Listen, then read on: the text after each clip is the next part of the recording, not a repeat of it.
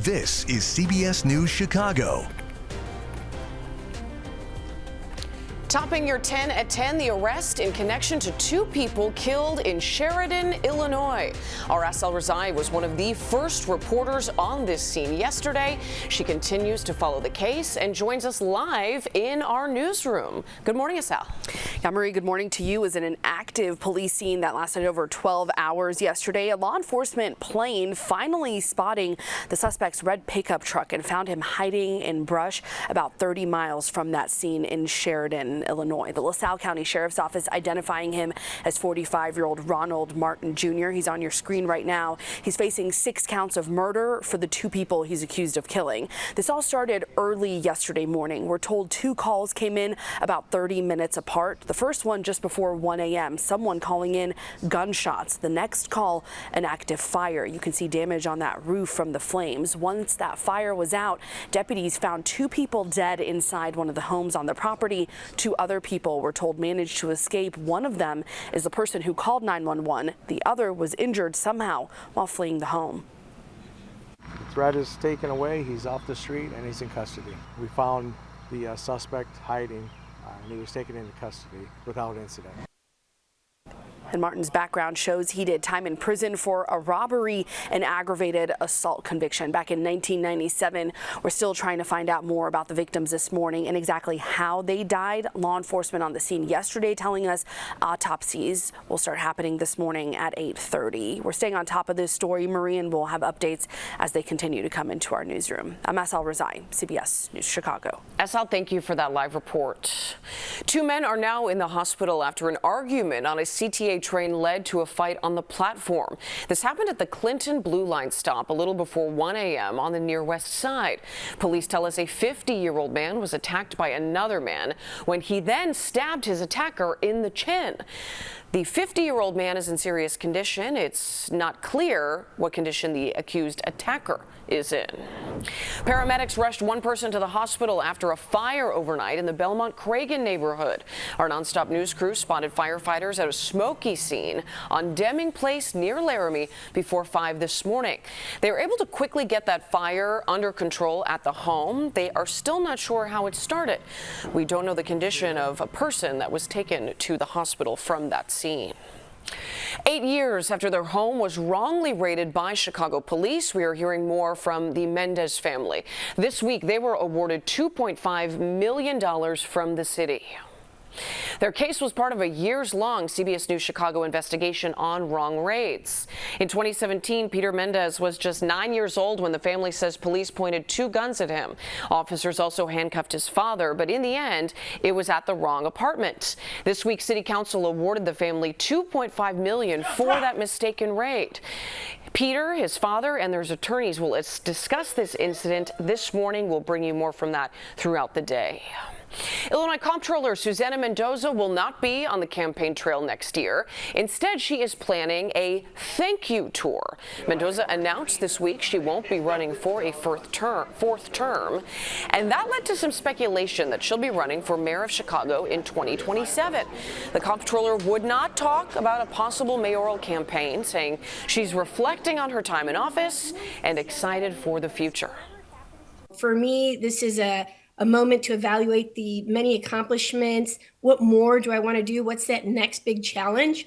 And it's something I really want to discuss with my family, but not just with them, but with the public. In 2018, Mendoza ran for re-election as comptroller. After winning, she launched a bid for mayor with the election just 4 months after her statewide re-election. She did not make the runoff with Lori Lightfoot, who eventually became mayor. Chicago's top watchdog is not seeking another term. Inspector General Deborah Witzberg made that announcement yesterday.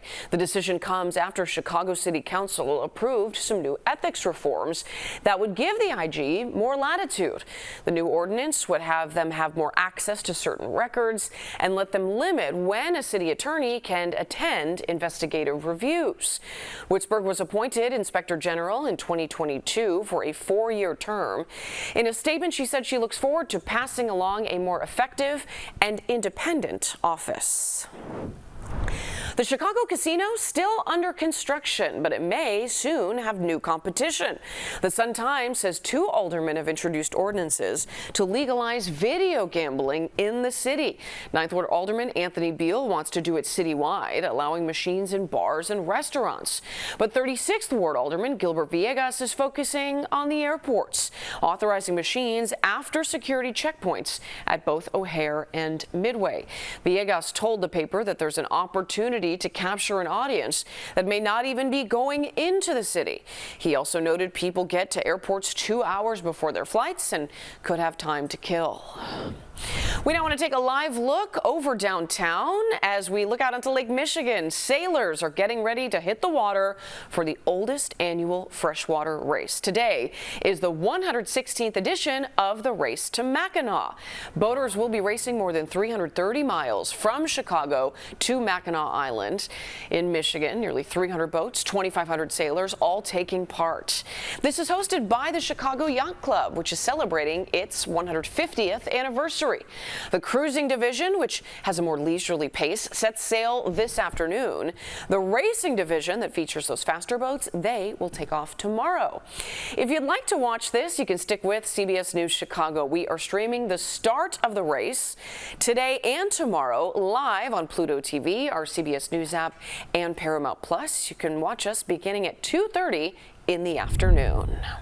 It is feeling a little bit more like summer today after yesterday's cool down, but it could be a stormy weekend. Kylie Miller is here, and it is a great first day, at least, for the Race to Mackinac. We have low humidity for it today. I'm calling it a good mix of sun and clouds. It is a little bit cooler for the immediate lake shore, so that's the only little caveat for today. But tomorrow, a weather alert has been posted because we have the potential for some strong to severe storms. And then as we look ahead to Sunday, still more storms are in the forecast, but they're mainly going to be staying south of the city. So as we look ahead to tomorrow, wind damage as well as flooding are going to be the main weather hazards, followed by large hailstones as well as spin-up tornadoes. That's not going to be out of the question. And the time frame is going to be between 11 a.m. and 3 p.m. So here's a look at our high-resolution model with your First Alert Weather Futurecast. So for today, partly cloudy to mostly clear sky conditions. More cloud cover for tonight with the chance for a few isolated rain showers.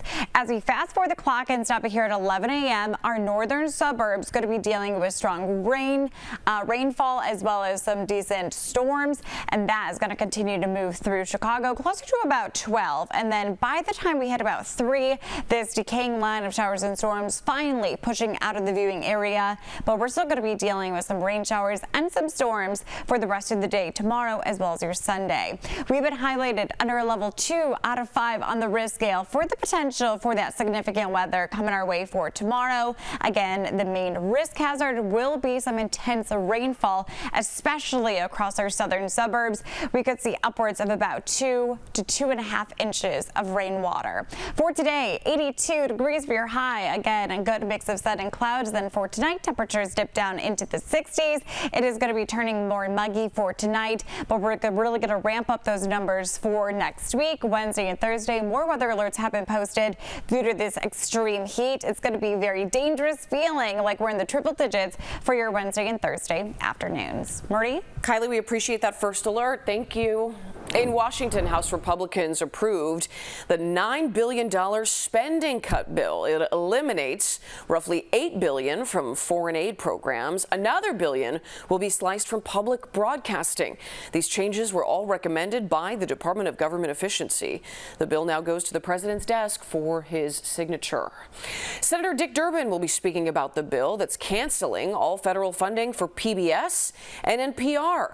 Durbin will be at Navy Pier in an hour to speak about how 500 public radio and TV stations across the country rely on this money to bring people the news, educational programming, and emergency alert systems.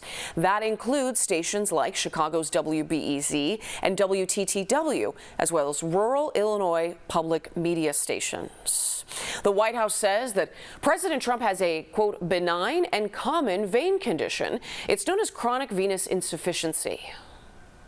He was diagnosed after getting checked for swelling in his legs. Doctors say the venous system is supposed to take blood from your legs and your arms back up to your heart and around your body. But with this condition, we're told the valves don't often work as well and veins could stop taking blood toward the heart.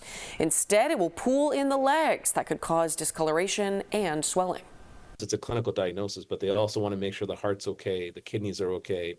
There's no other sources of causing this kind of swelling in the legs.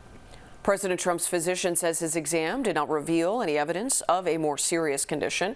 He also maintains the 79-year-old is in excellent overall health.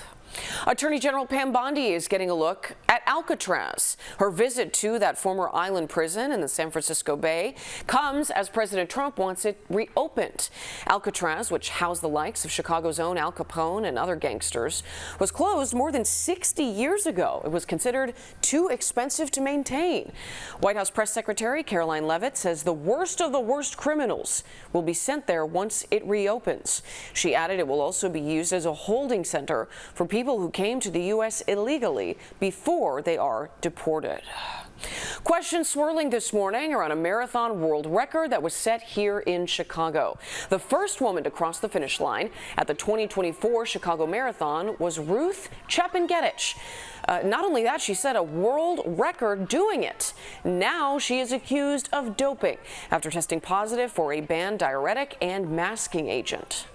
It's never something that you want to hear, affiliated with the race, obviously, and certainly opens up and leads to a lot more questions. But yeah, I certainly got text right away from, our membership. Marathon organizers are awaiting the decision of the athletic governing body before commenting on what this could mean for last year's record performance. Well, that'll do it for your 10 at 10 nonstop news. We are back with more of your top stories after this.